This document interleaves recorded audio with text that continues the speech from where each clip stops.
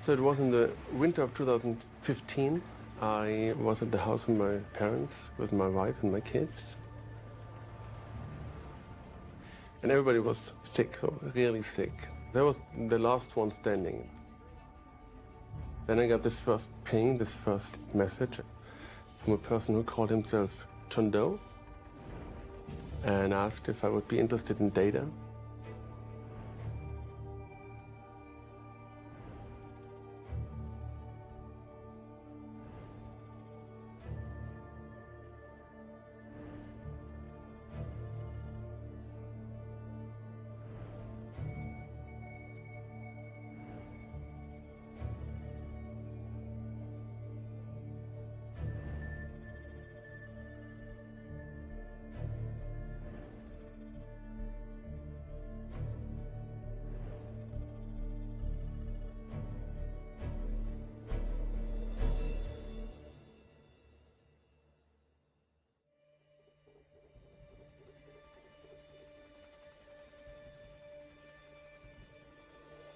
We turn now to the bombshell causing shockwaves around the world, the so-called Panama Papers.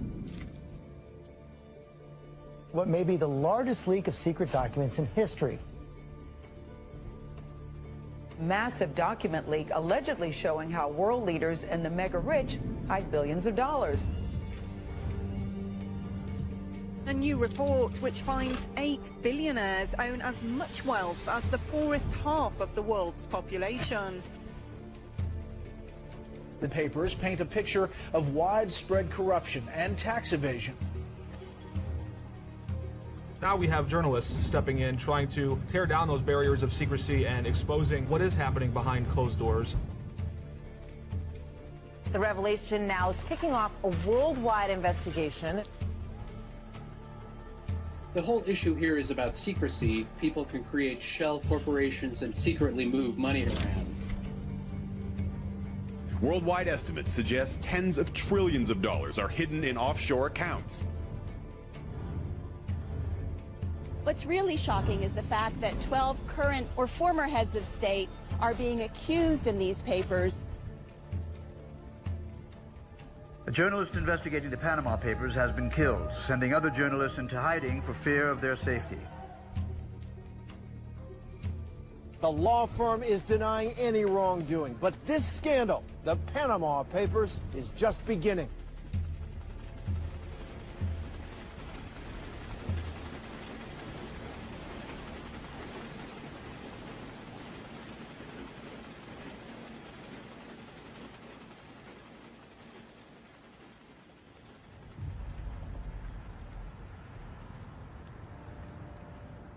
For the record, I do not work for any government or intelligence agency, directly or as a contractor, and I never have. My viewpoint is entirely my own. Income inequality is one of the defining issues of our time. It affects all of us, the world over. Still, questions remain. Why? And why now? The Panama Papers provide a compelling answer to these questions.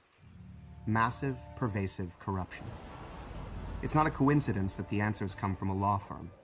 Mossack Fonseca used its influence to write and bend laws worldwide, to favor the interest of criminals over a period of decades.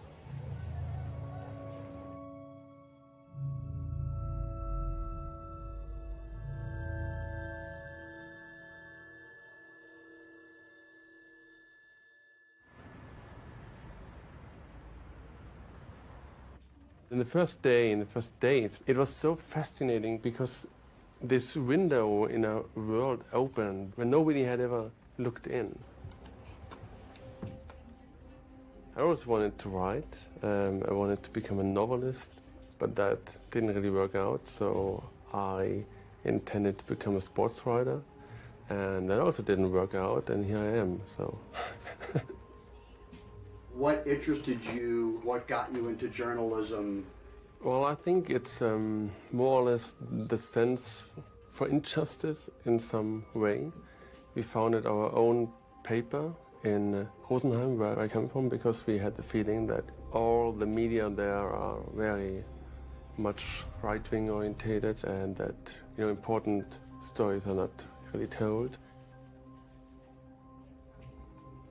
The fact that the data was from Mossack Fonseca, which I knew as a black hole. They work with all kinds of criminals. All the information that people who want to keep their secrets put in there are just disappearing from the public. So I knew the company, and I thought, if this guy has access to the innerst of Mossack Fonseca, I'm the guy who wants to have it. Mossack Fonseca, una compañía con vasta experiencia y prestigio, construidos en base a una trayectoria que data desde el año 1977 como firma de abogados a nivel mundial. La capacidad del grupo, su cobertura global y amplia experiencia permitirán brindarle a su compañía un mundo de soluciones a su servicio. Mossack Fonseca is a law firm from Panama, and their business is secrecy. If you have about 1,000 euros, you can buy an offshore company. It's quite easy. And then you can even buy chain directors, which means that all of the business you do, someone else is signing, someone else is doing the business. So no one actually knows that you own stuff, and you can hide all your businesses. There's a world that is only accessible for the powerful and the richest, where they hide their money, where they enable money laundering, corruption, and actually the plundering of whole continents. Since 2015, the richest 1% have been more wealthy than the rest of the world's population combined. Now, Oxfam says the poorest 10% have seen their income increase by less than $3 a year between 1988 and 2011. If we have streets that are in not a good condition, if we do not have enough preschool places or good schools, or if we do have to pay too much money for universities, that is due to the fact that there are so many people out there that are avoiding and evading taxes. That's a problem that is concerning every country all around the world and every one of us.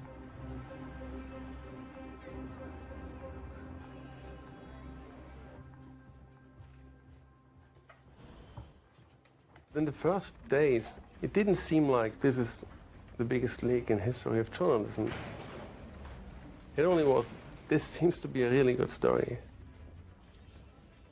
The amount of data that Sebastian and me received grew and grew. It was really like an addiction. I spent night and day clicking through the data. When we then found the first names of heads of state, heads of government. We found, the best friend of Vladimir Putin. We found the Icelandic Prime Minister, even celebrities. We always found something that I thought, this is really worth reporting on. If you find money tied to Bashar al-Assad and to Vladimir Putin and to other dictators, then you somehow have the feeling, maybe it's not a good idea that only I know. Some colleagues ask us, actually, are you crazy sharing a scoop, giving away something our newspaper could have alone? But by sharing, we enable this investigation to be something big and to make our investigations better.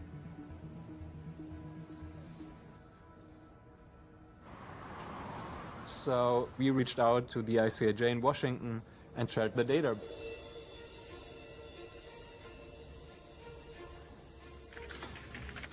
ICIJ was created 20 years ago, and we can say that its mission is to defeat the traditional model of the lone wolf investigative reporter.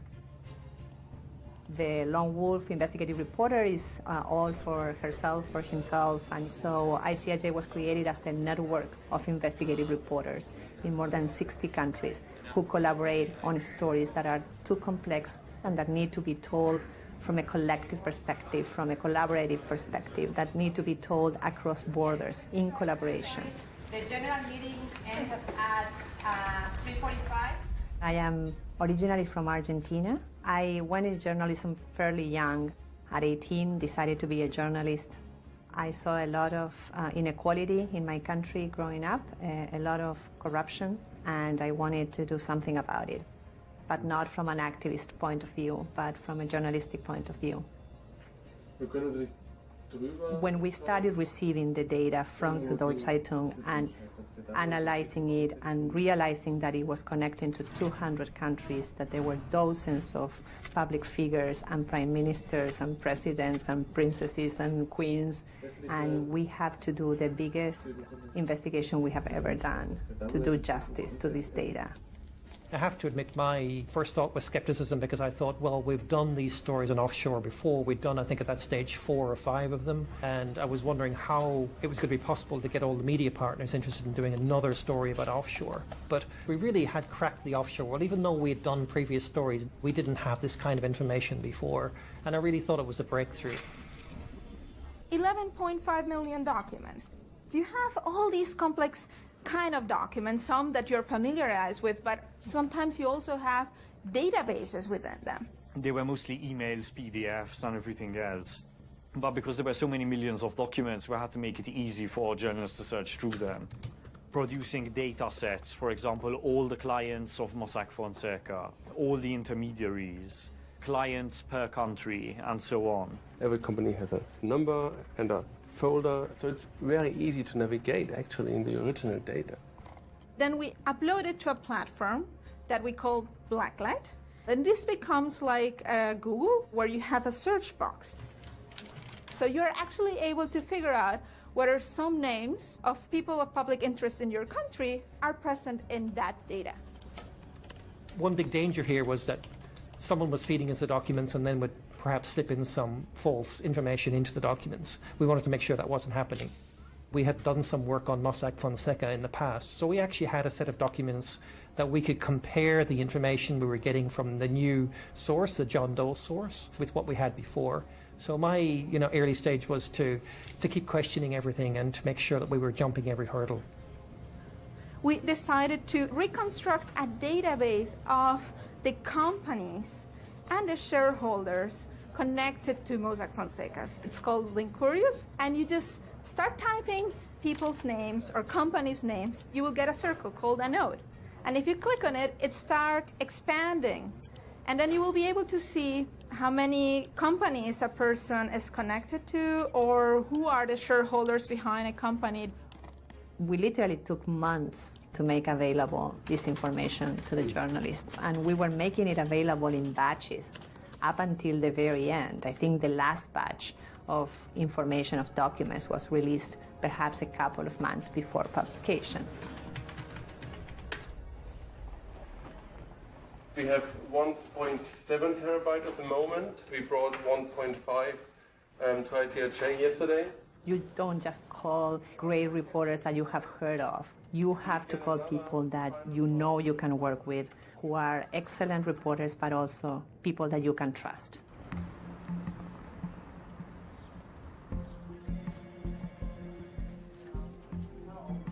We had been getting to know the team at McClatchy, and they ticked every box. They really wanted to work as a team. Who's surprised that bad guys hide their money? Nobody was saying that was the surprise. The surprise is you pull this veil back and you see this is how they do it. Everything you thought was happening, here's the evidence, it is. I'm a former South America bureau chief for the company, and Mossack Fonseca is a Latin company, Latin clients, and so it was an area that I could help with. I grew up in Ecuador as a child. I grew up a little different than the most Americans because I saw the poverty. I saw kids with no legs begging in front of the soccer stadium on Saturdays, and so this different world exists. But to have it so spelled out clearly where you can start to see these connections, and then the rest of it is kind of the legwork. Okay, they have an offshore account, so what? What do you do from there? What more can you say about that?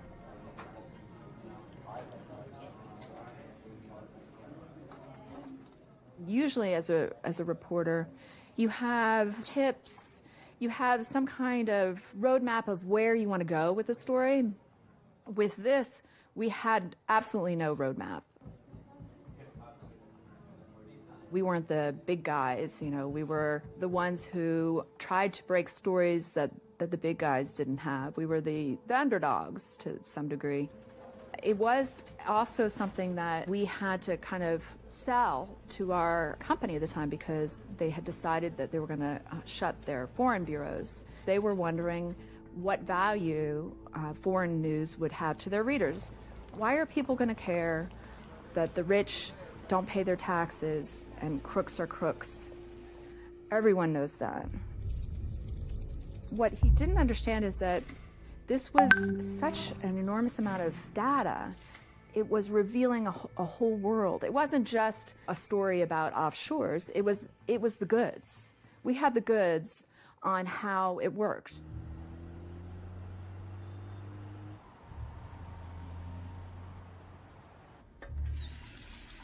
I'm a nerd about journalism. I have been a journalist for over 15 years, and I look at myself as a person that wants to be the pipeline for minority groups to publish their story, to ask questions inside the government, and find answers for those groups. I got a call from Marina Walker, the Deputy Director of ICIJ. She asked me, do you want to work on a leak? And we have a lot of Icelandic names in the leak. And we have your Prime Minister there and his wife. And at that moment, everything froze in front of me. I thought to myself, wow, this is going to be a bomb here in Iceland. Nobody knew about his offshore company called Wintris. If you Googled Wintris before the Panama Papers, you couldn't find anything.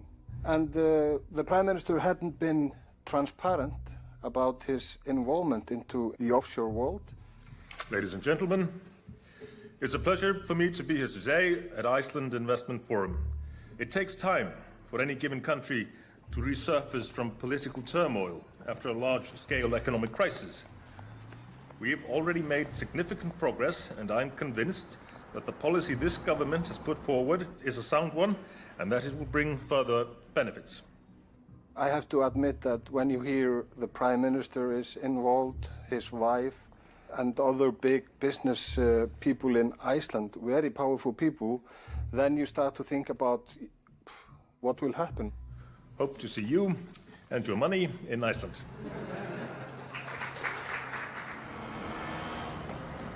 At this point, we continued on to London, and I met with The Guardian because I knew that if they were involved, that it would be easier to convince other media partners to get involved.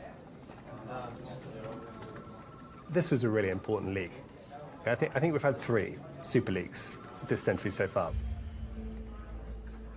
We had WikiLeaks, where we got the kind of unmediated view of the most powerful country on earth, the United States. The biggest leak of U.S. military secrets ever. Website WikiLeaks hit the send button on some 400,000 sensitive documents about the Iraq War. Then we had Snowden, who came along, who proved that all of our data is being collected all the time, that we're being surveilled. I, sitting at my desk, certainly had the authorities to wiretap anyone, from you or your accountant to a federal judge to even the president if I had a personal email. He sort of lifted what I would call mass surveillance. And then we had the Panama Papers. We had emails between the law firm and what they called their clients, which typically meant other intermediaries, banks, lawyers, accountants all over the world. We had passport scans, we had kind of incorporation documents, we had a lot of postage stamps from these various exotic locations. Pretty much all of them set up so that no one could kind of peer inside. And suddenly we had a kind of treasure trove of stuff.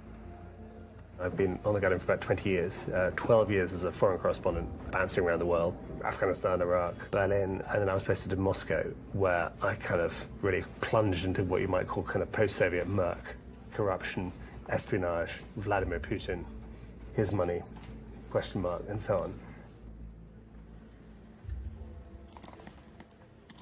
You're not just going in going, oh, look, you know, here's the whole story in black and white for me. It's a lot of detective work of painstaking piecing together. You don't just dump stuff. You find the narratives, you make them matter to people. I joined The Guardian in 2011 as telecoms correspondent, and because I speak French, I was pulled into an investigation into HSBC Bank and its Swiss operation, which was the first ICIJ investigation that I'd worked on. The massive investigation by media outlets including France's Le Monde and Britain's Guardian newspaper, they've revealed that HSBC's Swiss private banking arm has helped thousands of wealthy clients to evade tax. It was a big story over here, and then I got brought in to do the Panama Papers a few months after that.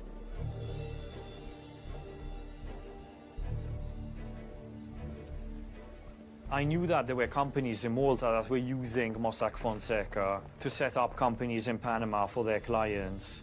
But what I never imagined was that I would find the name of a cabinet minister in there. There were 3 companies that were set up. The names of Konrad Mizzi and of Konrad Mizzi's wife, Sai Mizzi, and Konrad Mizzi's children appeared in the documentation. There were never any names given for the third company, eGrant. My mother, through different sources, one of whom worked in a bank where documentation related to this third company was kept, worked out that the shares were being held in the name of the Prime Minister's wife, Michelle Muscat. I think that's when we realized that what we were dealing with in Malta was a system of state capture, that every institution of the state has been captured by this gang. They're laundering money, they're laundering campaign funding, and they're going to go to prison for a long time. I was sure of that at the time.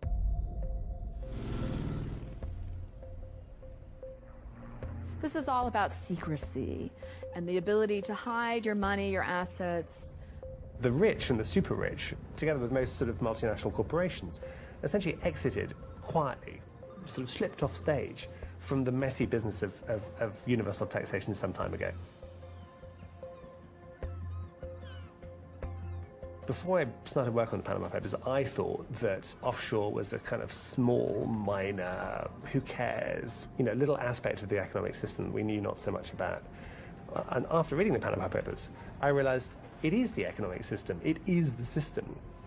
$8 trillion is stuffed in tax havens. Western countries, including the US, are losing about $200 billion a year in tax revenues.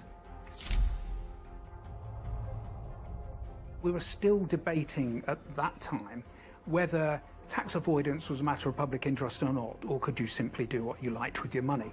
But what it did establish for us, the scale of it, it just showed you there were underground rivers of money washing around the globe, unbeknownst to most people. We are writing about an incredibly damaging part of our economy that has become so central and so mainstream that is creating French Revolution levels of inequality and injustice. And the challenge we have is to be able to bring this story home to people, to show them that this story matters to you, affects your life, and guess what? You are the victim in this story.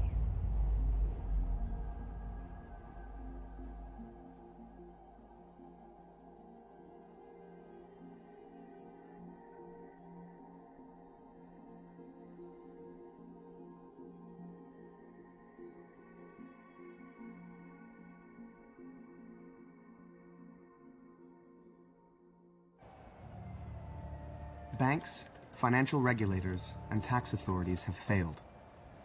Decisions have been made that have spared the wealthy, while focusing instead on reining in middle and low-income citizens. The collective impact of these failures has been a complete erosion of ethical standards, ultimately leading to a novel system we still call capitalism, but which is tantamount to economic slavery. Hopelessly backward and inefficient courts have failed.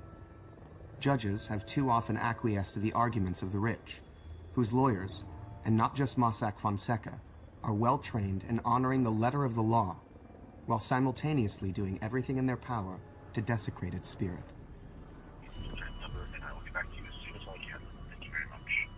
Ben, hey, it's Kevin. Since we have outstanding matters, give me a shout back. Bye. One of the things that is particularly interesting about the Panama Papers is you have all the email traffic, all these different people who appear in these email threads going back and forth on how to handle something.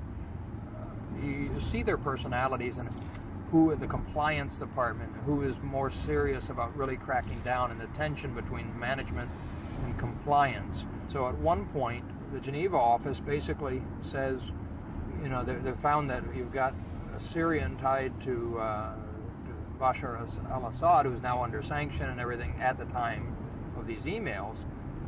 And the Geneva office says, well, HSBC is still working with them, so I don't see why we shouldn't. You know, so you kind of see what their thinking is. You know, they're willing to work with bad money, they just have to be clean about it. The customer said, I need to do the following in terms of hiding money. Will you do it for me? And Mossack Fonseca, and these are all on the records, would say, sure, we'll give you a Panamanian corporation, a trust bank account somewhere else, and not to worry, nobody will follow the trail.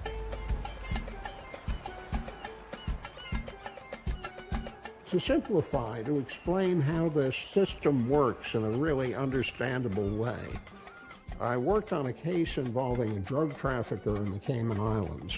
His lawyer in Miami said, go see Joe Blow in the Cayman Islands and he'll set you up. You got everything a man could want. Joe Blow in the Cayman Islands sets up a corporation. The corporation opens a bank account. The guy who is the drug trafficker now puts money in the bank account and lets the lawyer in Cayman control that bank account. There comes a moment 6 months later. You took out the money. Yeah. He wants to move the money to hide the trail, and he calls the lawyer and says, well, we need another bank account in the name of another corporation, and I want to transfer the money from Corporation A to Corporation B, and let's do it so the amounts don't match. And then the moment comes when he says, I want to use the money, and he goes back to the lawyer in Cayman, and he says, we're going to have the bank that has the second transfer lend the money to the guy's brother who owns a massage parlor in Houston. That way, it'll look like a loan, non-taxable. Where did you get it? I borrowed it. The whole thing looks like it's perfectly clean and perfectly okay.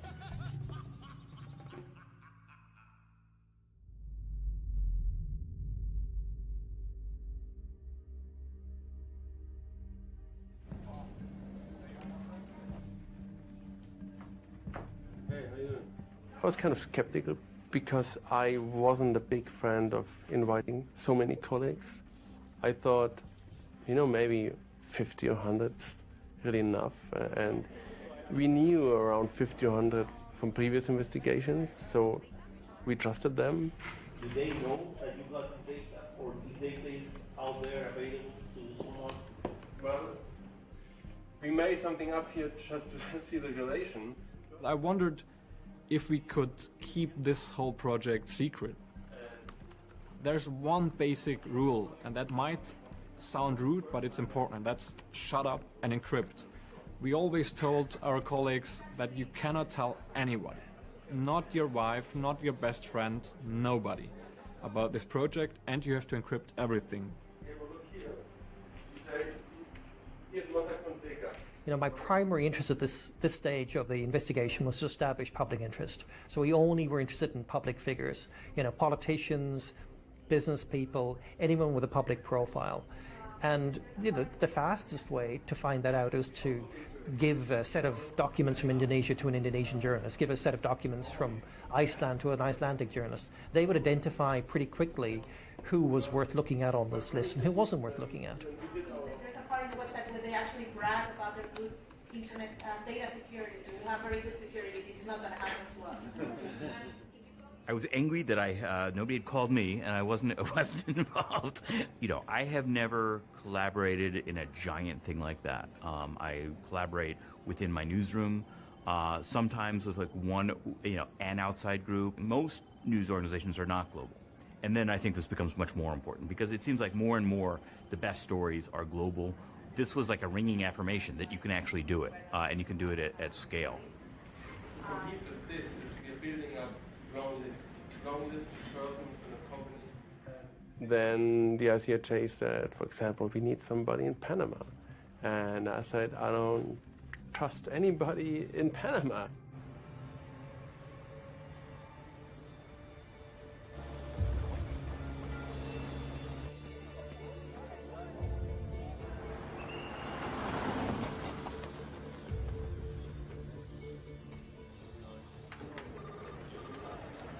No puedo hacer infografía, no. Lo que hay es que sacar como un extracto de cuáles son los, o sea, Ajá, en donde o sea, cambian. pero así que sea info.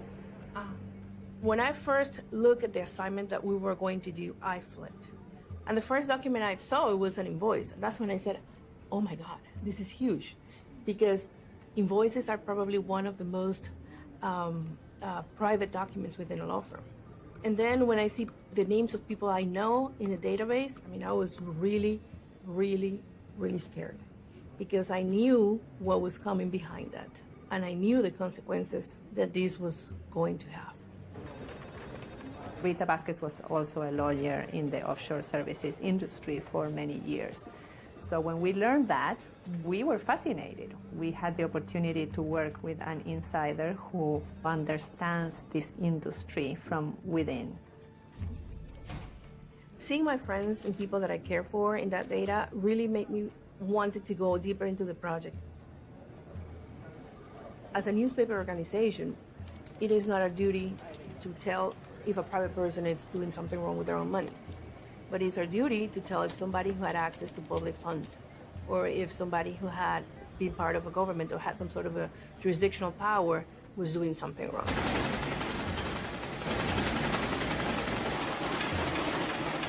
The mandate of La Prensa was to return freedom of expression to the country as an infrastructure for democracy in the midst of dictatorship. Que nunca hemos sido, que no somos, ni nunca seremos, ni Estado asociado, ni colonia o protectorado. But somehow it worked. And in 6 months, we were the newspaper of record of Panama. When we sat at our first editorial meeting after everything was set up, we said, well, how are we going to handle this? Do we go softly increasing our pressure, or do we hit them straight in the face from day one? We decided the second.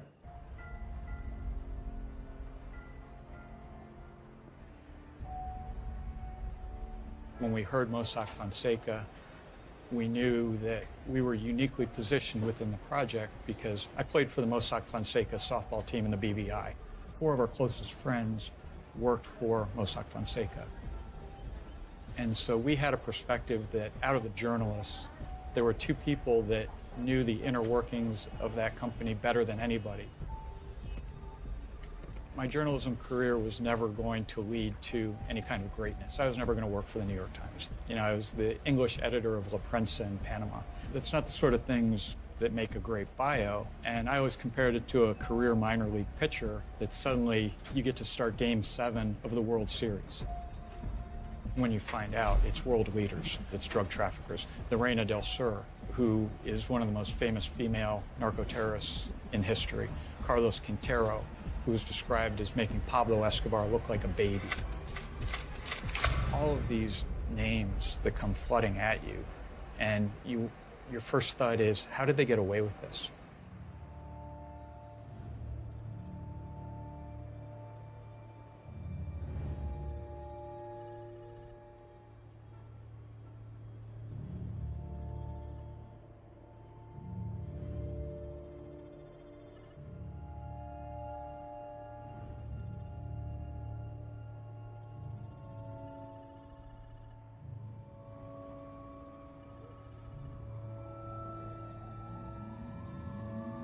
Why did they come to you specifically?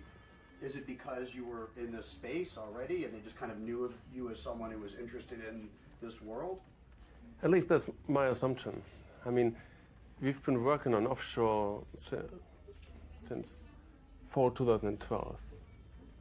My private explanation, more or less, is that I know that the source had contacted other outlets even before me, and they had not reacted in the way the leaker wished they had. Some outlets may have passed just because they tend not to do giant collaborations. You're devoting some of your best people to something that might take a year. The resources are scarce. Investigative talent on your payroll is scarce, it's expensive, and you're taking a leap into something that from the beginning you know is not going to be an exclusive. The media has failed. In addition to Süddeutsche Zeitung and ICIJ, and despite explicit claims to the contrary, several major media outlets did have editors review documents for the Panama Papers. They chose not to cover them. There's this probably frustrated person, or those persons, we don't know, trying to reach someone that is actually listening. I mean, there was a flavor of John Doe's personality. John Doe was worried about exposure. He was also kind of worried about his own sort of personal safety. So we don't know who it is. It could be a he, it could be a she. I don't think it's a they. I don't think anyone benefits. You know, it's kind of death by a thousand cuts. If you give a little information here, a little information there, you end up compromising your source. And so I've kind of pushed back internally, I think, on that, so that people are more cautious about what they say about the source. There are lots of good reasons for sources to be afraid of talking to the press. It can be an enormous risk. You know, they can get fired, they can get jailed in some places, they can get killed. But one of those reasons is they don't trust the operational security of the journalists. And sometimes they're right to be very worried about that. And they should, you know, if you're a source out there, you should do your due diligence and pick your journalists carefully. I have watched as one after another, whistleblowers and activists in the United States and Europe have had their lives destroyed by the circumstances they find themselves in after shining a light on obvious wrongdoing. Snowden, who was holed up in Hong Kong, wanted in the U.S., is now in Russia. Edward Snowden is stranded in Moscow, exiled due to the Obama administration's decision to prosecute him under the Espionage Act. Bradley Birkenfeld was awarded millions for his information concerning Swiss bank UBS, and was still given a prison sentence by the Justice Department.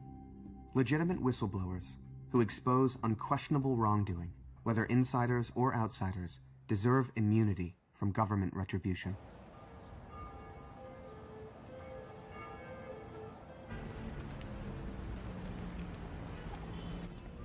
Because of its nature and how global it was, we all realized that we need to get together in person.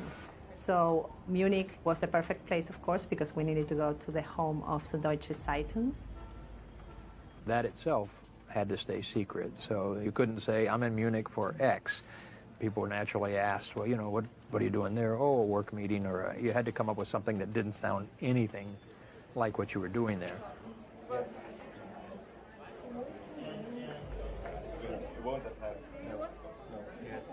The meeting was kind of the decisive point. It was more or less our job to make people enthusiastic about it and to get them on board. I was so nervous. I hadn't slept for 3 nights because it was, I was really, really nervous because I thought if I mess this up, you know, then this is the big chance. The biggest collaboration of investigative journalists. Sitting in front of more than 100 journalists showed me the first time how big this project already was at that moment. It was like the United Nations of journalism, and I've never experienced anything like it. We were working on a story, and we were all working on it together. Yeah, sorry. Well, I'm Emilia. I'm from Venezuela. I think we are not forcing you to do this story. We are not paying you to do this story. This is the story, and you need to invest in it. And you are only going to get out of it as much as you put into it. Everybody was, I'm all in. I want to know more.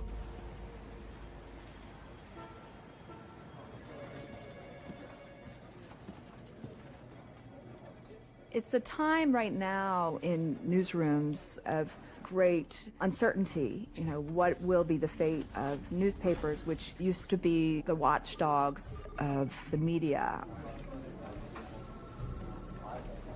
And at a time when everyone is broke, when no one's clicking the ads, where Facebook is taking all our money, where newsrooms are just kind of empty-pocketed. We really had to convince these media organizations and these journalists to work together. And we often got responses like, why do we need you? Or why do we need one another? We can do it on our own. And perhaps 10, 15 years ago, it was pre-media crisis, and a lot of newspapers were feeling pretty strong still, and they still had foreign correspondents and thought that they could do it on their own. But as the crisis in the media took place and stories became more complex, as technology evolved, it became obvious that we needed to join forces. And they learned through the process how much more impactful and powerful their reporting can become when we work as a collective. We immediately realized the impact of having more people from different countries inside the investigation, because we had more findings.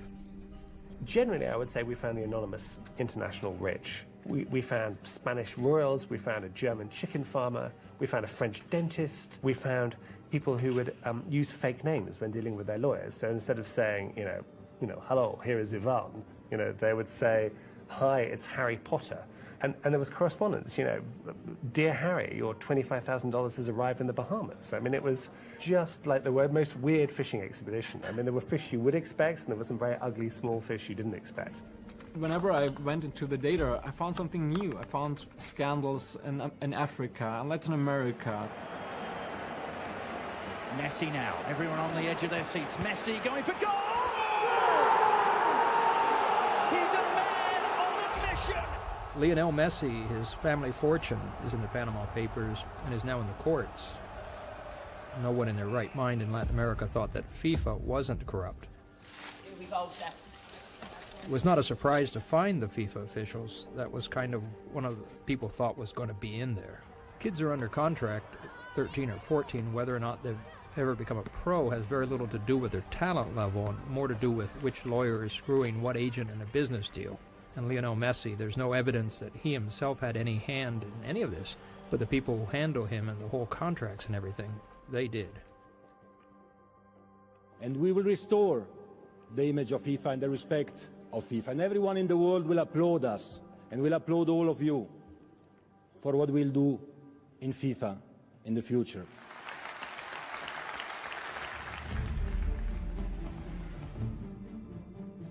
We found Sergei Roldugin, Putin's best friend, ostensibly second-hand car, not very wealthy, but we found almost $1 billion, going from Bank Russia, which is a kind of crony bank from the regime in St. Petersburg, right through to secret offshore companies, and then a lot of that cash was recycled back into Russia, including into the wedding resort where Putin's daughter, Katerina, got married in 2013. And so from Russia, what we saw was, in a way, what you might call a kind of neo-feudal system. You could see how not just Putin's KGB chums were billionaires, but how the next generation were accumulating assets, marrying each other, dodging American sanctions, and so on. I mean, if you're Vladimir Putin, you don't go to Mossack Fonseca and say, I want a company in my name. But you'd probably send someone that you trust. And this is exactly how this world works. When you can set up corporations in such a complex way and changing ownership. One woman I looked into was Leticia Montoya, a director in 10,969 corporations. Think about that. I mean, she has no idea whatsoever what those corporations do.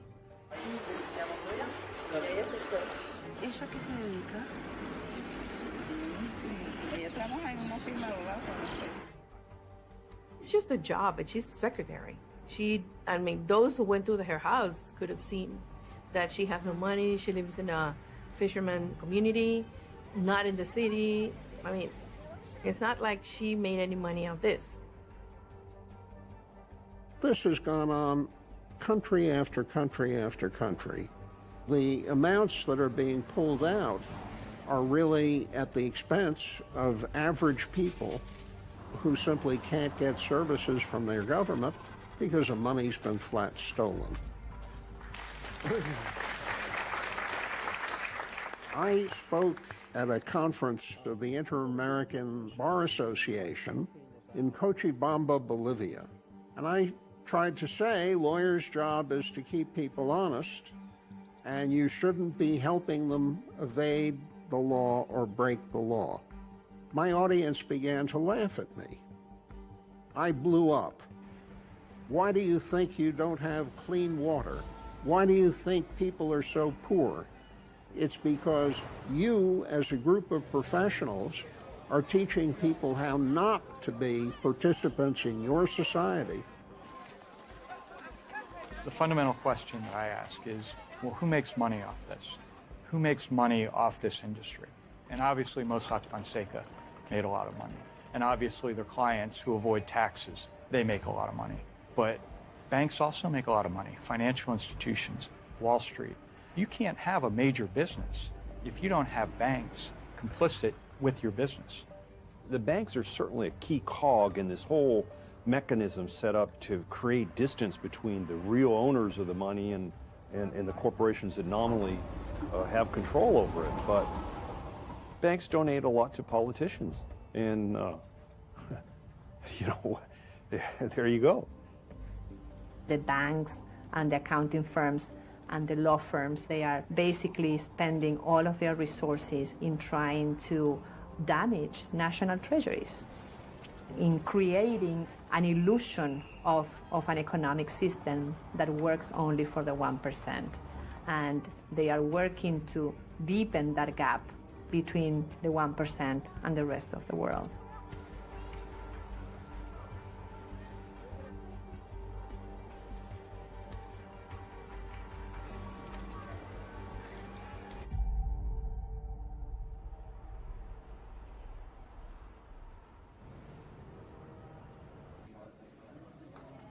We found David Cameron's dad in the data with his offshore fund.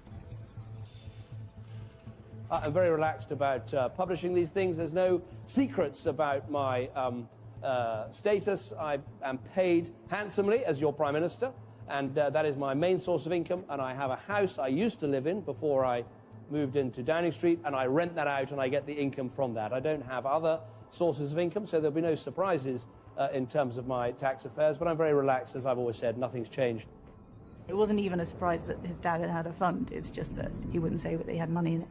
In order to not have the fund taxed in the UK, you had to have a majority of foreign directors on the company board. So a third was Swiss, a third were in the Bahamas, and everything was run out of the Bahamas. So they had this army of people just to sign things there. So they were pretending to devise the investment strategy and trade gold and bonds and things like that. But all the instructions were coming by telephone from London. One of the things we found is not only did Mossack Fonseca have a number of Chinese companies that it registered in Nevada as shell companies, some of those perhaps to do business in the United States, but more likely than not to hide assets somewhere else. Brazil was one of the hottest things, and having been a correspondent there myself, I was very interested in it and working with the Brazilian team. We found payoffs to politicians. More than $700 million in bribes have been paid. 2/3 of the country's legislature had been tied to offshore companies. Many of the politicians were using shell companies through Mossack Fonseca in Nevada to hide assets they owned back in Brazil. Nobody pays a bribe and says, hey, here's a bribe. They do it through consulting fees, they do it through structured investments, and they do it through shell companies that pay other shell companies. The papers were very clear that this problem is not limited to small countries in Africa. The problem is huge here in the United States. The tax evasion problem is huge here in the United States.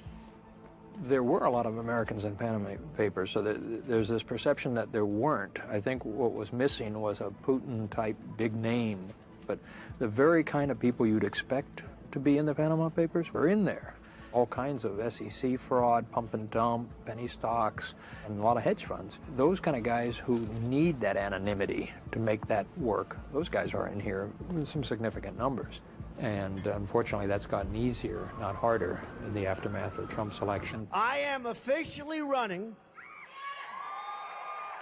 for President of the United States, and we are going to make our country great again.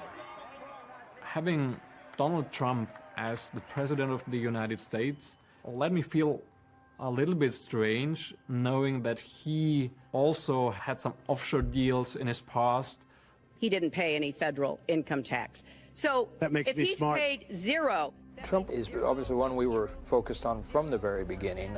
He appeared about 3,450 times that we know of. That's not to say his partners. That's just him by name. The big find was a lot of documents around the Panama Hotel project. Trump Ocean Club soars over the Pacific and Panama City. It's also where criminals, everywhere from Russian gangsters to money launderers for Latin American drug cartels, were able to hide their cash. There we found contract information between him and the developer Newland. One of the things I think that was very helpful in the Panama Papers is it actually showed Trump's business model. It was a contract that showed how he got paid, how his name was leased. This really wasn't known. And the documents, here we had physical proof of how, how he arranges things. As a former money launderer, the Trump Ocean Club, how would you rate it in its quality? Money laundering? For money laundering. I'd say AAA.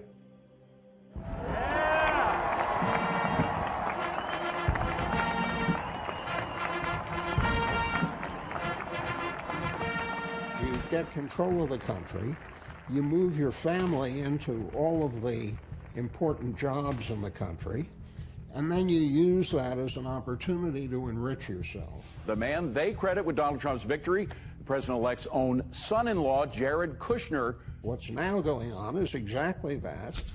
And what I think is also going on is that our president has cozied up to any number of these kleptocrats because he wants Americans to think it's the new normal. He's a central figure in the investigations into Donald Trump's inner circle and possible ties to Russia. It was Manafort, Paul Manafort. Paul Manafort. Long before he was President Trump's campaign chairman, Paul Manafort was paid millions by a Russian billionaire with close ties to Vladimir Putin. That is the closest we've been able to get to Manafort. Manafort seems to have been paid through companies in Belize. I've spent a lot of time looking at these shell companies. Donald Trump's friends, people of his cabinets, advisors, have been active in the offshore business. Mr. Mnuchin, you ran a hedge fund for a few years starting in 2004, and I've been trying to get my arms around the Mnuchin web of bank accounts and shell companies. They were in the Cayman Islands, in Anguilla. How many employees did you have in Anguilla? We didn't have any employees in Anguilla. How many customers did you have there? We didn't have any customers that resided in Anguilla. Did you have an office there? We did not have an office ourselves there. So you just had a post office box?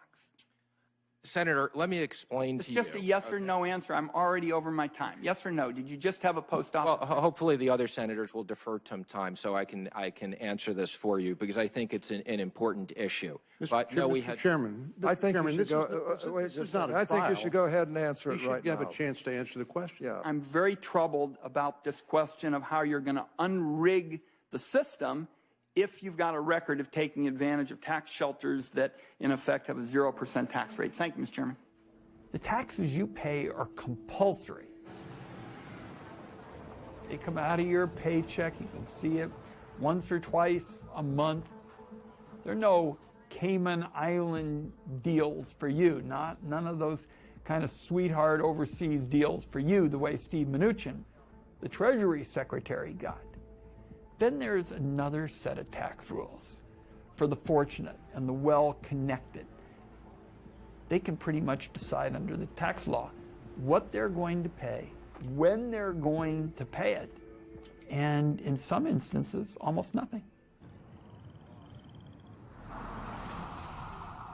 The problem today is really that the U.S. is the best place to put your assets. Over the last couple of decades, we've seen increasingly that shell companies registered in the U.S. are used to commit all sorts of crimes, from human trafficking to drug trafficking to arms dealing. The list goes on and on. Looking to Delaware, looking to Nevada, and that's, for example, a jurisdiction where Mossack Fonseca was very active. We found a lot of Brazilians hiding property owned in Brazil through Nevada offshore. So Nevada was being used by Brazilians in a way that Cayman Islands and Bahamas might be used by an American trying to hide ownership of an asset. Well, Nevada has always had this approach to raising revenue that we want to tax somebody else, not the people who live here. Back in the 90s, they decided to become the Delaware of the West and tried to follow that example and make it very easy for shell companies, LLCs, to be set up there without having any kind of information available about who owned them or who benefited from them. I said at the time that it was might as well hang up a shingle and say, welcome scumbags and sleazeballs, because those are the kind of people who want to keep their information secret. But it became a source of revenue, so you didn't have to raise taxes. What's your long view? Well, I'm afraid they're rolling back the protections that were put in Dodd-Frank, and a lot of that was about accountability and transparency. Banks fought that, so they're certainly not going to want to open it up any further. You can find tax havens all around the world. They are in the US, they are in the UK. Now, having done 6 of these projects, I would say with some certainty that probably the biggest tax haven in the world is Britain and its former colonies. We're open for business. We like oligarchs. I don't want to exaggerate and say we're just a tax haven, but the state is captured by finance. Close behind it is America, and I think in the future it would be great if someone gave us, Delaware leaks. We would uncover secrets that may have been bigger than anything we've ever done before. I call on the European Commission, the British Parliament, the United States Congress, and all nations to take swift action, not only to protect whistleblowers, but to put an end to the global abuse of corporate registers. Tax evasion cannot possibly be fixed while elected officials are pleading for money from the very elites who have the strongest incentives to avoid taxes relative to any other segment of the population.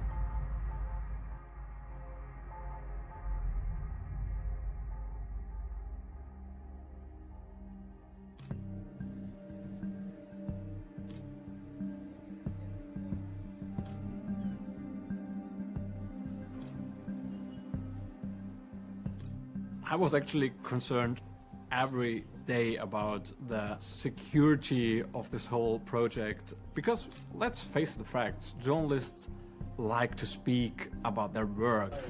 Every journalist you bring in, they're probably going to tell their life partner, they're probably going to tell their best friend, so their risks were going up exponentially every time you brought somebody in. We were so focused on the digital part that I think you forget that a lot of journalists are going to need to have interviews with sources, and they're going to have these interviews in bars or in cafes or in public places, and they're not going to be conscious of the fact that other people might be following them or listening to their conversation. It's funny, really, because to extract secrets from a journalist, you just need to take the journalist to the bar, buy the journalist a beer, or maybe 2 beers if they're being kind of tricky, and they will tell you everything. My colleagues say, I haven't seen any stories, what are you doing? I say, it's a project. It's a regional project, actually worldwide, and we're just looking at something. I said, well, when's it coming out? Well, I couldn't really answer. You had this in mind the whole time, that one mistake could jeopardize the whole project? My life during all those months was kind of like a spy life. I couldn't tell them what I was doing, and I felt awful, because at the same time I was investigating my friends. I would go to dinner parties, and during the day I was just searching documents that somehow mentioned them. We felt responsible for their safety, and that was also something we repeatedly told our colleagues.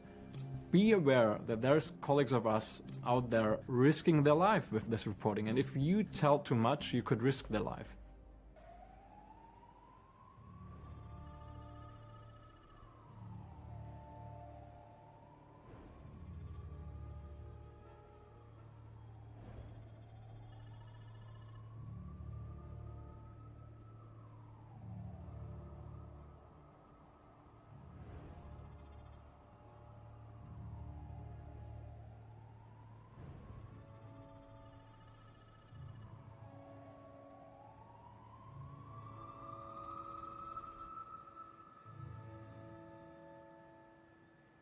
In the last weeks before our publication date, we had to do everything to protect our source.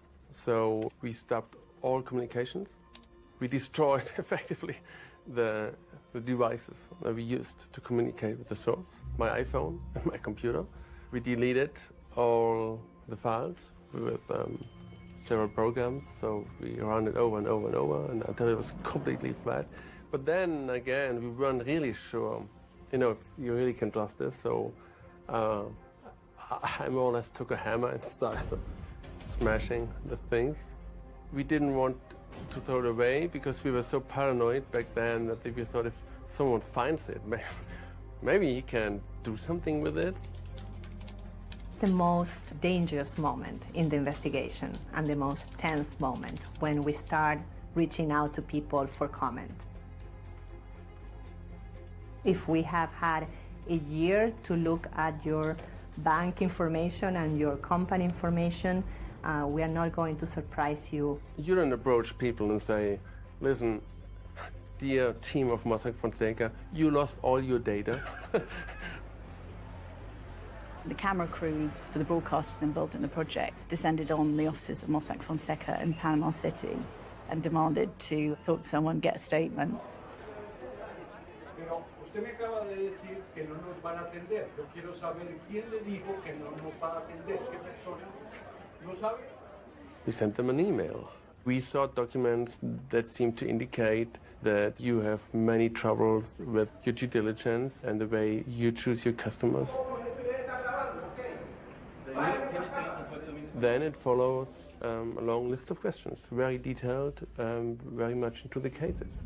So they said, we're not involved in illegal dealings. We have never contact with the customers directly. We only work with intermediaries, which are lies. I feared, wow, now everything might blow up. Now it will be hundreds of lawyers trying to stop our reporting. Hundreds of people all around the world get knowledge about our investigation, and that's people like drug lords, criminals. And of course we feared that something may happen.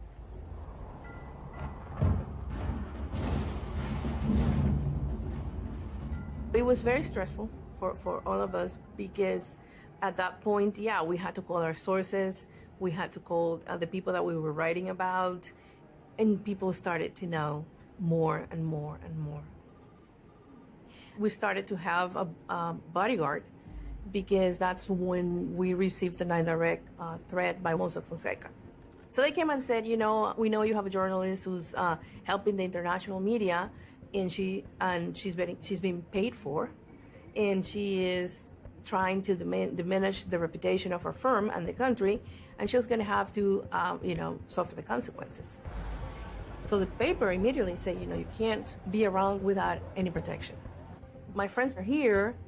We go pick them up at the hotel, and there's a bodyguard there driving the car. So we said, it's just an Uber. But we forgot to hide the gun he had in the middle of the front seats.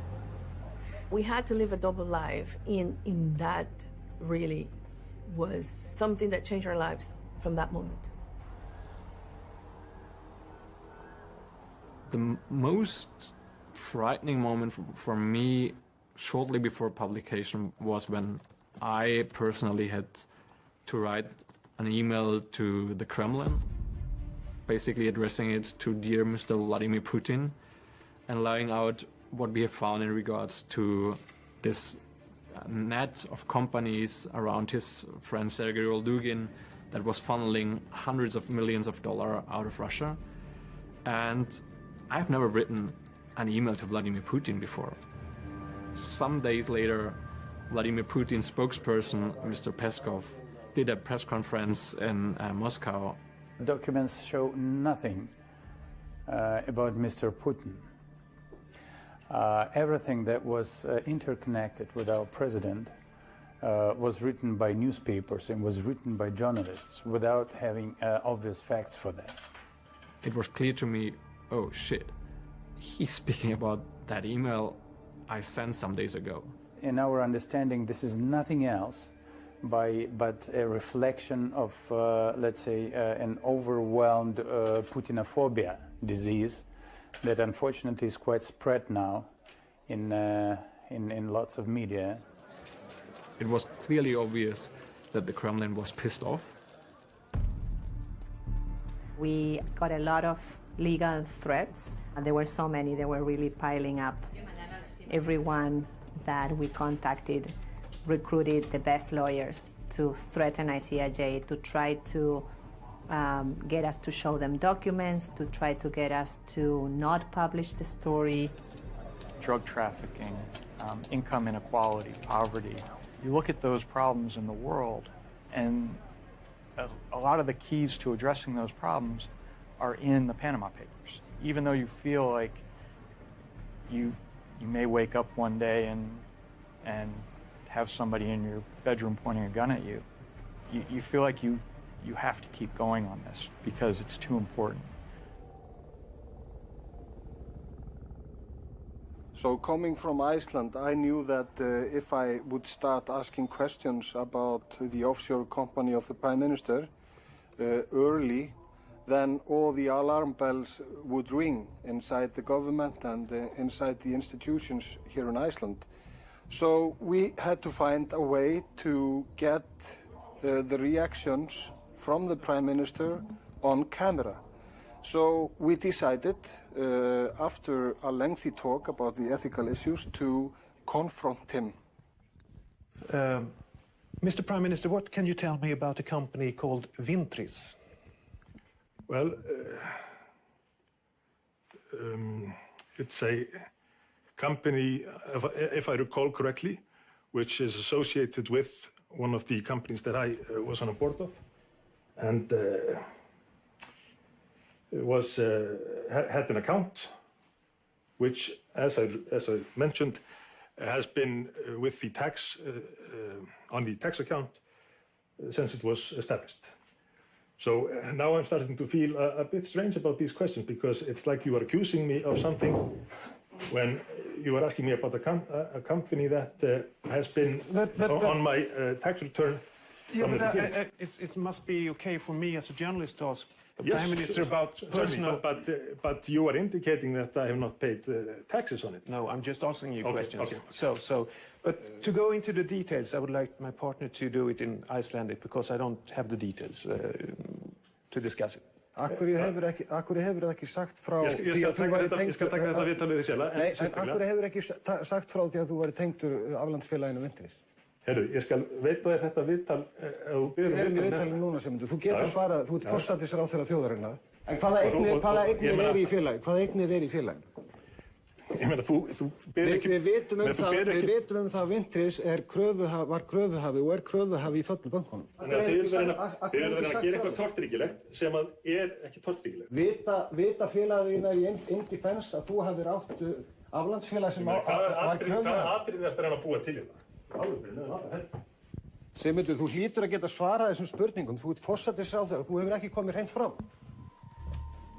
The time between the interview and the publication was a stressful time. The wife of the Prime Minister, she posted a Facebook status talking about some attacks from the media.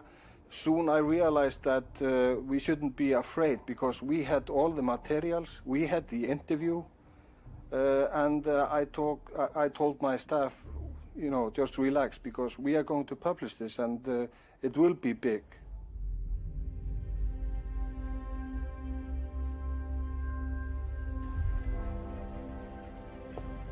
We were utterly convinced that night that we were going to light the blue touch paper. Despite nobody going beforehand, there was still an air of expectancy. People knew a big story was coming.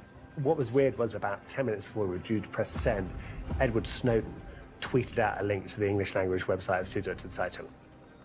The people who follow him then were alerted to this, and that's a pretty wide universe. Gerard Rowell, the director of the ICIJ, is hammering the phones, getting everyone to just hold their nerve. I thought it was very important that we all hold the line, that what was happening with the press conference from the Kremlin and what was happening in Iceland at the time, where parts of the story were getting out through Facebook, through the Icelandic Prime Minister's wife, Like, there was a lot of nervousness, and I really thought that all of these events, all of these small things happening, even though, you know, we were being talked about a week beforehand, no one really knew the bigger story. You know, I remember describing it a bit like a general standing at the top of the hill, holding back the troops, you know, waiting as the opposing army approaches, you know, hold, go, charge. When that day hits, things happen very quickly.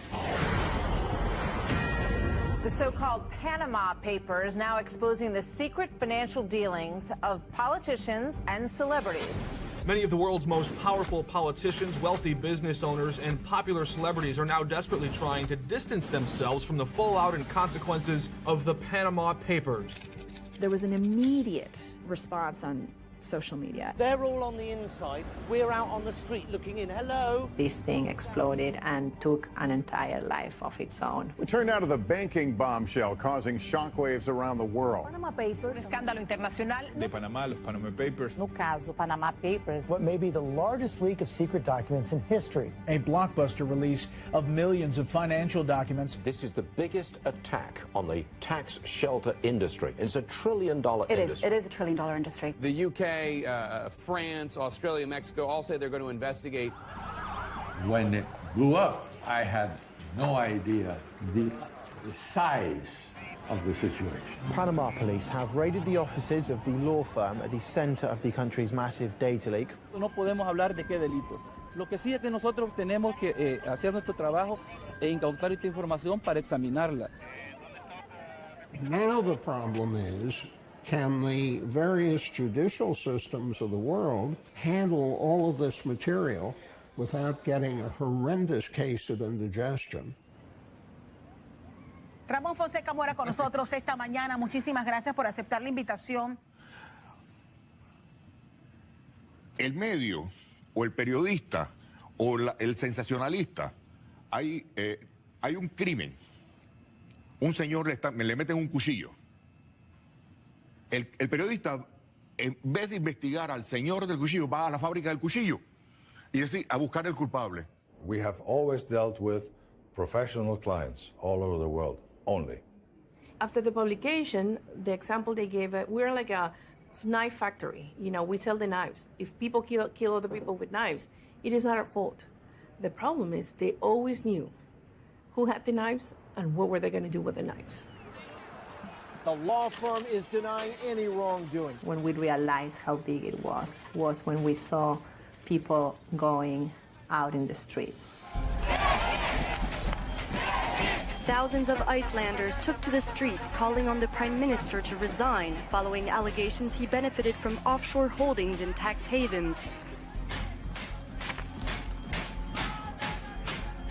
The first casualty of the Panama Papers has fallen. The Prime Minister of Iceland yielded his post on Tuesday amid public uproar that he failed to disclose links to an offshore company.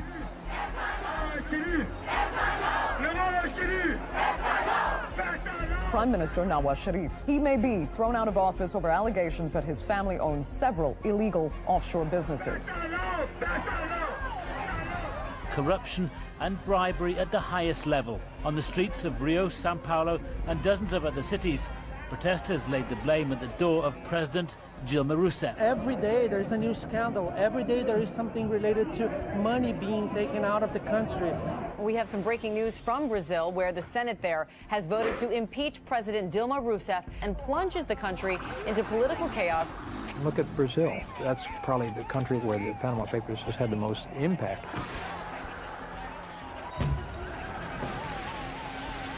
Iceland got the headlines with the president. The entire ruling structure of Brazil is crumbling because so many of them are tied into this money laundering scheme. Protesters in the Argentine capital, Buenos Aires, are calling for the country's president to step down after the so-called Panama Papers revealed Mauricio Macri is on the board of two offshore firms, one in the Bahamas, the other in Panama. Several thousand people filled a square in Malta's capital on Sunday and demanded the resignation of Prime Minister Joseph Muscat. My mother was in Malta alone, fighting this, with no one backing her at all, no institution. Daphne had been working on a number of post-Panama Papers stories. She wasn't involved in the Panama Papers investigation itself, but she had taken our reporting and gone further. The management consultancy and brokerage business. Good evening. Today, yesterday's leaks. I had confronted Conrad Mitzi, the energy minister, saying, can you give us more details about the Panama company? What's it called? There are no bank accounts. No funds. He was just, you could tell he was just buying for time and trying to see what Daphne knew, what we knew. And when I asked what the name of the company is, he said, I can't remember because it's a technical name. And there are absolutely no funds. Thank you. When the story broke, they didn't resign. I mean, I couldn't believe it.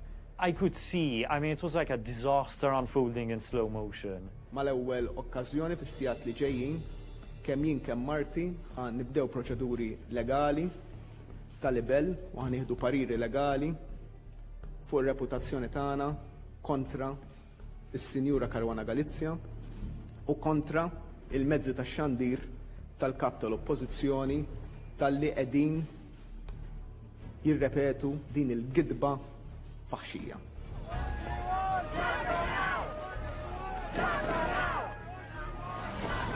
British Prime Minister David Cameron faces backlash to implications from the recently leaked Panama Papers. And that's when things in the UK just went really crazy. There was turmoil in this country. David Cameron had the worst week. The Prime Minister. Thank you, Mr. Speaker. Thank you, Mr. Speaker. With permission, I would like to make a statement on the Panama Papers. Dealing with my own circumstances first, yesterday I published all the information in my tax returns, not just for the last year, but for the last 6 years. I've also given additional information about money inherited and given to me by my family, so people can see the sources of income that I have. This is an entirely standard practice, and it is not to avoid tax. May I thank the Prime Minister for the advanced sight of his statement. It is absolutely a masterclass in the art of distraction. He refused to say whether he'd had any money in his father's offshore fund.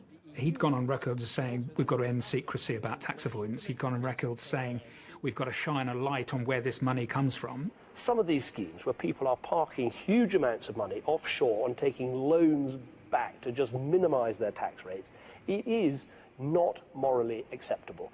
So he then had to come out, and this was the fourth or fifth explanation over the period of 3 days, saying, well, in actual fact, I did benefit from the shares. Samantha and I had a joint account, and we owned 5,000 units in Blairmore Investment Trust, which we sold in January 2010. That was worth something like £30,000. Was there a profit on it? I paid income tax on the dividends, but there was a profit on it, but it was less than the capital gains tax allowance, so I didn't pay capital gains tax, but it was subject to all the UK taxes in all the normal ways. A few months later, Britain was going to hold a referendum on whether to leave the European Union. People of Britain have spoken, voting for a British exit, dubbed Brexit, with almost 52% of the votes choosing to leave the 28-member European Union. And Cameron was the figurehead for Remain, but the British press is dominated by press barons who wanted us to leave. And it suited their agenda to destroy the figurehead for Remain. On Wednesday, I would attend the House of Commons for Prime Minister's questions, and then after that, I expect to go to the Palace and offer my resignation, so we'll have a new Prime Minister in that building behind me by Wednesday evening. Thank you very much. Cameron helped to create this moral atmosphere which said, look, this behaviour is wrong and should not be helped by the laws that we have in existence at the moment.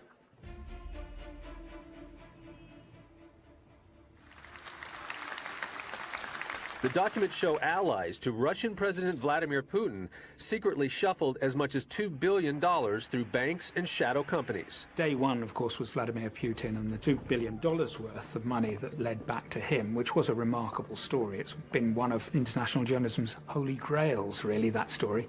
The papers revealed the identity of a suspiciously rich cellist, which raises immediate red flags for me, because I always thought the only way to make millions with a cello is to use it to dig for gold.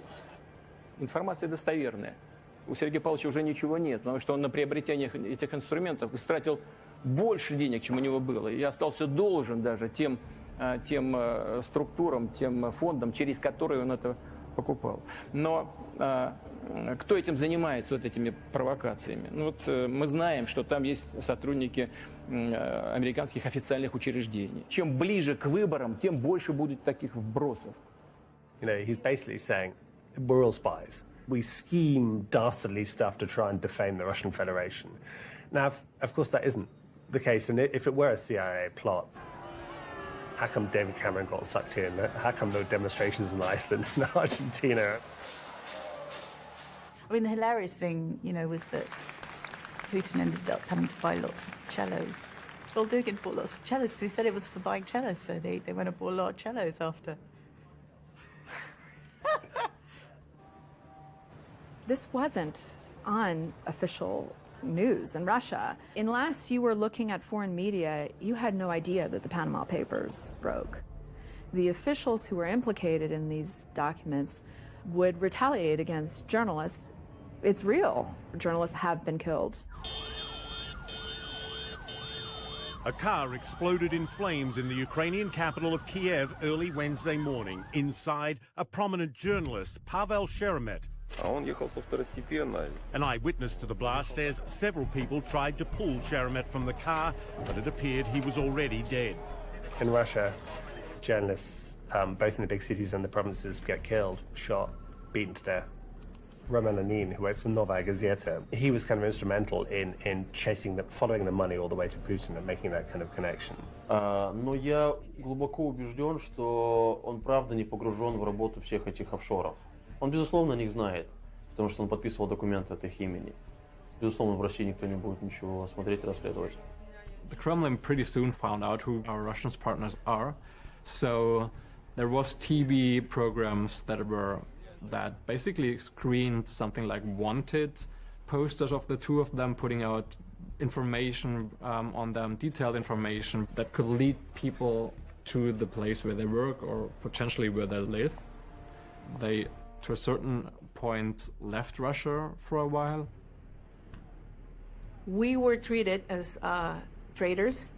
There were publications all over the social networks and everywhere blaming us for selling our country, blaming us for treason. They were people saying, what should we do with the traitor journalists? With our names, they said, well, should we throw them off the bridge of the canal? Should we send them to Punta Coco, which is the equivalent of Alcatraz for Panama? Or should we just send them to La Jolla, which is a maximum security prison? This sort of thing is happening. It's a lot of places in the world. It's absolutely terrifying. Me personally, I've been physically threatened. I've been threatened with lawsuits, but I'm really lucky. I work in the United States.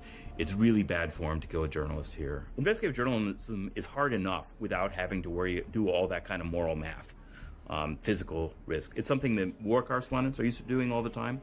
In a way, it kind of feels like we're all war correspondents now. This just shows how vulnerable reporters around the world working on corruption issues are. One answer to that vulnerability is working in networks and in teams. You can't take down 376 reporters. For the Panama Papers, reporting that explored the hidden infrastructure and global scale of offshore tax havens. The Pulitzer Prize in explanatory reporting goes to the International Consortium of Investigative Journalists, McClatchy, and the Miami Herald. Just the idea that we were able to finish the Panama Papers despite all of the doubts and publish it along with all of these other reporters all across the world.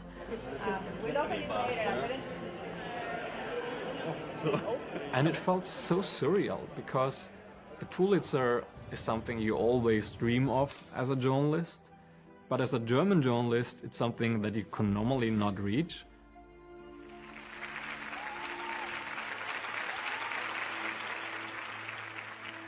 It's nice to show that journalists can actually work together, and I think that's something that we always thought would never happen. You know, journalists are selfish, we don't share stories, we don't share sources. We've just proven that that's wrong, that in fact you get a better story sometimes if you do share it. You do need big international teams to cover big international topics. Then it cleared the way for us to spend the rest of the year really doing the kind of stuff that you couldn't do on the first day, but were just as important as the first day's stories.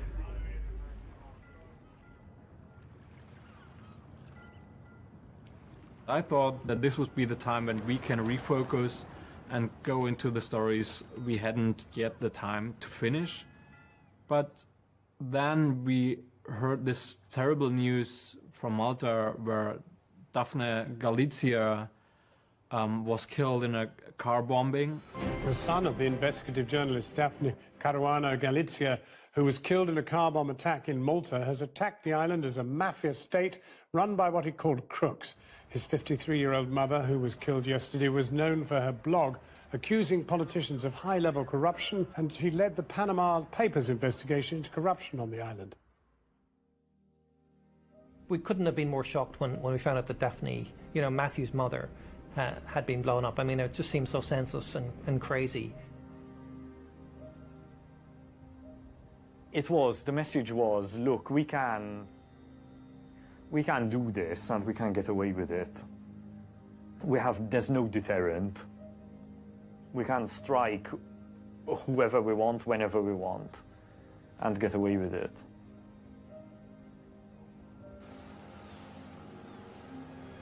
The fact that she was killed in Malta, you're talking about a European country that really shocked not just us, but also the world.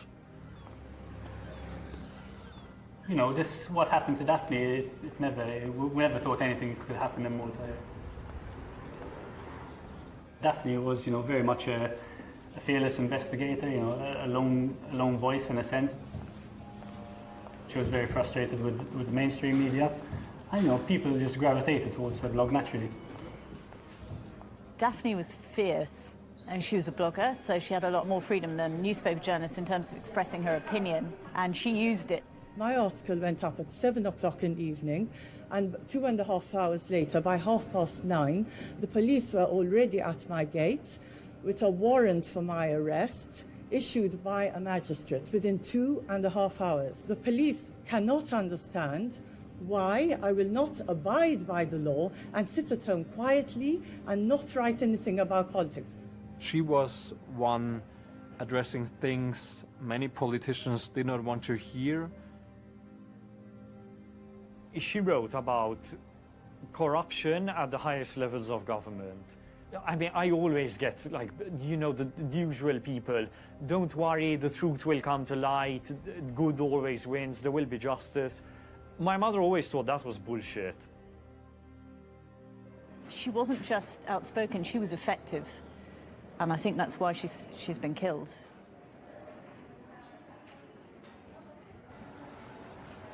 What was particularly shocking was that for some people, this assassination was a cause of celebration. One police officer actually tweeted that he was pleased that this had happened and called her cow dung the day after. So, you know, there wasn't universal condemnation of this act in Malta as perhaps there should have been. A court in Malta has charged 3 men with the murder of Daphne Caruana Galizia. Maltese media say the authorities homed in on the suspects following telephone intercepts. Police arrested 10 men on Monday in connection with the killing. 7 have been released on bail pending further inquiries. It was just all a big show. I'm quite confident that they were the people who executed the orders to assassinate my mother, but my mother never wrote about them. She never investigated them. She had no idea who they were. They've probably never even read what she wrote. They may have been the people who pushed the button, who set off the bomb, but they're definitely not the masterminds, and they definitely, wouldn't have had the motive to do it. So the big question is, who ordered this kill, and ultimately who paid them as well. The way it was done was also a way of getting sources to stop talking.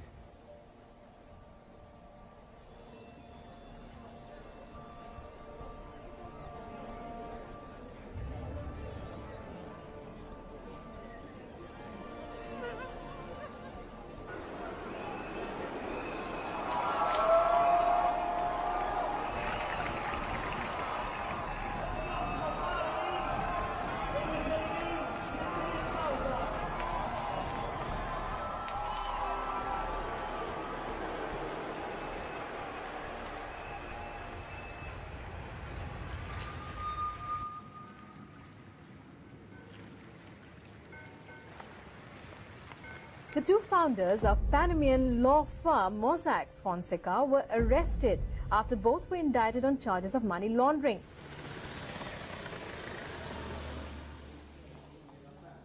Estos papeles es de una firma de abogados. Una firma de abogados que no significa que son 4 millones de habitantes en Panamá. Where are we with the investigation on Mossack and Fonseca and their potential prosecution? Es una investigación compleja. La investigación inició, la investigación no ha concluido.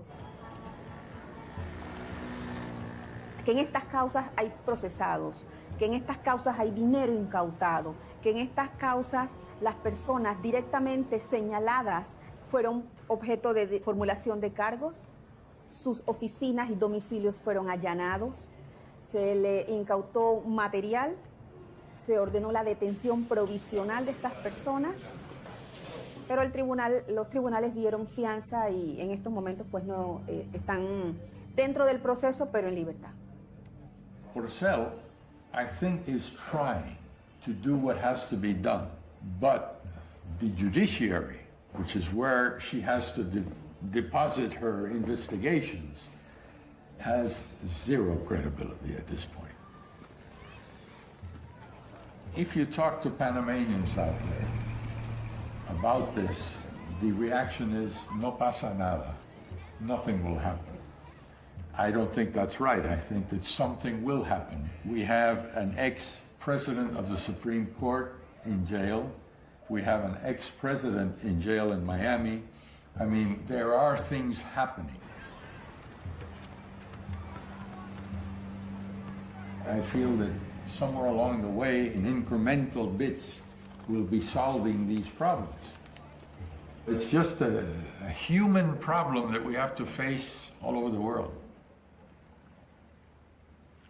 This is not only about Panama, that's a worldwide problem, and if it should get solved, it's something that has to be addressed in the US as well. One of the things that led to change on the US end, that both Nevada and Wyoming changed their laws based on some of what we were able to show about these nominee directors that really weren't contacts. And the UK government is now supporting efforts to force transparency in overseas tax havens that do that by introducing public registries across the Commonwealth countries. Inglés y Marta lo va a tener que reformar aún más para la audiencia en inglés. Perfecto. Panama Papers hasn't ended yet. It's still going. Every week there's a new Panama Papers development. Reporters are still in the database, are still searching, are still finding things that we missed. While there have been a lot of investigations launched, including in the US, and there have been a number of people all across the world who have been arrested, there has been an element of inaction in areas that really matter, reform that would prevent these offshores from being created in the way they are created. There was a lot of talk about it, but yet that hasn't happened in a significant way. I think history has shown that the importance the Panama Papers are in revealing this kind of underbelly of global finance and how it ties into the whole inequality question. I think it also will probably lead to a better mousetrap. Will the scams go on? Will there be new ways found? Yes, of course. You know, the world will probably just get a bit more sophisticated. There's a democratic backsliding in the world in general, and I think that this is taking journalism down with it. It's kind of strange that at the same time it's a golden age for investigative journalism. Our work has never been as important as it is now.